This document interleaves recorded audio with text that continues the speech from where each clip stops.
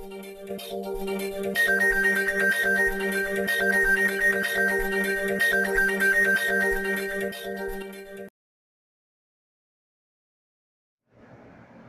is up, everybody? My name is Tito, and this is the Galaxy J3, recently released on Boost Mobile this past Monday and on the 15th of January for Virgin Mobile.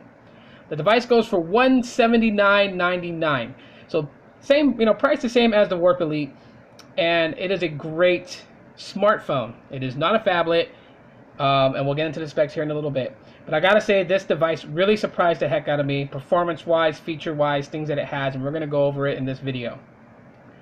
So, my time spent with the device was really nice. 5-inch display, 720 by 1280 at 294 pixels per inch. Okay. On the left side, we have the volume rocker. On the right side, we have the power button. On the bottom, you have capacitive buttons, a recent apps, home, and a back button. The home button being a physical button. The bottom, micro USB charge port and microphone. Top side, you got a 3.5mm headphone jack and microphone as well. On the back, we have the 5-megapixel rear-facing camera with LED flash, your speaker, and on the front, you have a 2-megapixel front-facing shooter with your proximity sensors and your earpiece, Samsung logo as well. This device, as thin as it was, or as thin as it is, it does have a removable back with a removable battery, but there's no NFC, so you can't do things like Android tap to pay or any of that stuff. Micro SD card slot, and underneath that's a SIM card, and you got your battery right here, which is removable, 2600 milliamp hour battery at 4.35 volts. So bottom you have your antennas. On the top you have your Bluetooth antenna. That's kind of nice that they separated those. Now the back seems a little bit flimsy, so you guys might want to be careful when you guys are taking it off. And it does take quite a lot to snap it back into place, as there's a lot of points you need to press on to snap the back cover back on. So the device is not that wide. It's actually thinner than the ZTE Prestige, but I believe it's about as tall as the ZTE Prestige. And my experience with this phone is just all kinds of goodies, I really gotta say.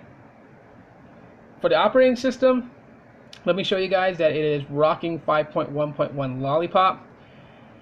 And I'll demo the little Easter egg game here, but it is stated that it will get 6.0 Marshmallow. Now the funny thing is that when they talked about it getting Marshmallow, there is no exact time frame. The way that they put it was that sometime within the next 11 months it should have Marshmallow. So that's pretty much like the remainder of the year. And it actually got past 1, so we'll leave it at that. 1 is a nice score. I know people have got like 16, and good for them, but I suck at it. So you guys may notice that, performance-wise, I have all these apps running in background right now, and I was able to navigate through everything pretty smooth and stellar, which means that nothing gets really bogged down. And the reason for that is that because it is pushing 1.5 gigabytes of RAM, which I believe is going to become the normals for budget devices. So you guys can see how easy it is to transition between screens and coming in and out of apps. It is quite nice. Let me show you guys the storage amount here. And as you guys can see, it has 16 gigs of onboard storage, and we're gonna wait for it to calculate so you guys can see how much of the operating system is using of that storage. Is using 4.80 gigabytes. So 4.8 gigabytes is used. The rest is available for you to use for pictures, apps, other stuff. And then of course your expandable memory, and it can be expanded up to 128 gigabytes, which would be a plus if Samsung does not do away with SD card adoption like LG did with the G Stylo. So another thing here is that you can move apps to SD, but because this is 5.1.1 Lollipop, the whole entire app does not get moved. So big apps like Facebook here, which I'm going to demo for you guys, is going to take quite some time. So while this is trying to move Facebook over to my external SD card, let's just go over some of the other things that I want to tell you guys about. Like, one, this device is a global device. Okay, so what does that mean? It exactly means that it's a hybrid. Now, we all know that Boost Mobile and Virgin Mobile is CDMA, and that's a totally different technology. than GSM. Um, but this device can actually go on both. So the question is that can this device go to Cricket, Metro PCS, T-Mobile, or AT&T? And the answer to that question is yes. If you have it unlocked to accept a different SIM card, it should be able to run on those networks. As you can take this overseas and be able to use it overseas, and this is just what I'm gathering, and be able to use like a SIM card from another country from their cell phone service and use it on your phone. Now, I don't know if Boost will just let you unlock it if you are traveling overseas. I think there's a few protocols that you know has to be done before they will allow it to be unlocked. And that's at Boost Mobile / Sprint's discretion, whether they're going to unlock the phone or not. But just the fact that it's able to is pretty quite nice. And I know that the LG K7, aka the LG Tribute 5, is also global, which is kind of neat too. So I don't know if this is something that all smartphones are going to go into. Too early to say, 2016, but I gotta say it's nice to know in the back of my head that this device can be used if I travel to places like Thailand or Korea.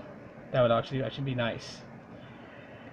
So yeah, as you guys can see, moving big files takes a while, so I just skip past it. But yeah, Facebook's now on the SD card, and yeah, so you can move apps to SD, which, you know, with the 16 gigabytes of internal storage and how much you have left over, you're really not going to have to do that all too much. Maybe if you're going to download some really heavy big games that are like, you know, 1 or 2 gigabytes in size, then I can see you guys moving it to the SD card.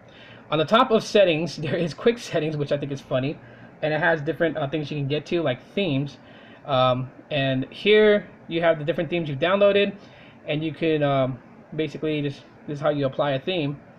One interesting thing that I noticed about it is that it applies the theme to your device.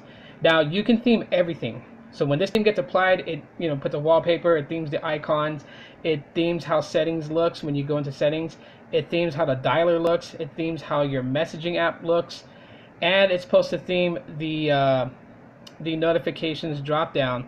Now, it doesn't happen right away when you apply the theme. You actually have to reboot the device for the notification drop down to actually theme to match with the rest of the theme that you've applied to your device.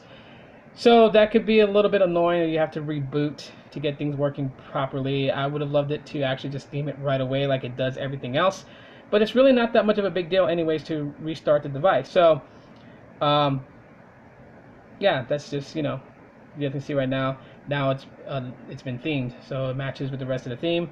It's not a stock, you know, the stock TouchWiz look where it's like the bright or teal kind of bluish with yellow. It doesn't have that. So anyways, other things that I can say about this device, really, it just, you know, I would have loved the device was a little bit more ergonomic to fit in my hands, you know, instead of like a flat slab. But that's like wishful thinking. It still doesn't really ruin the experience of the device. I can still go for a long period of time holding the device in my hand. Here right now, we're going to sample the cameras. That's the front-facing shooter, and you guys can see how clear it is indoor. This is inside, and it looks that clear. The rear camera looks just like that. As you can see, I take a picture of the Pandroid right there. And yeah, and this, you know, it's a 2 megapixel front-facing shooter and a 5 megapixel rear-facing camera. So, like I said, it's quite nice for what they are. They're not flagship standards. They're not flagship specs, but it's going to take good photos. Video is a little bit different. With the front-facing shooter, it does kind of get a little darker, even if you're in, you know, indoor. So you're going to get the best video shots outside with natural light. If you have great lighting inside your house, then it's going to be a little bit better. So I'll probably do a video with the front-facing camera with my lamp, putting out more light.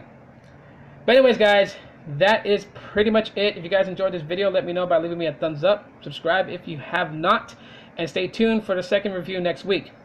See you next time.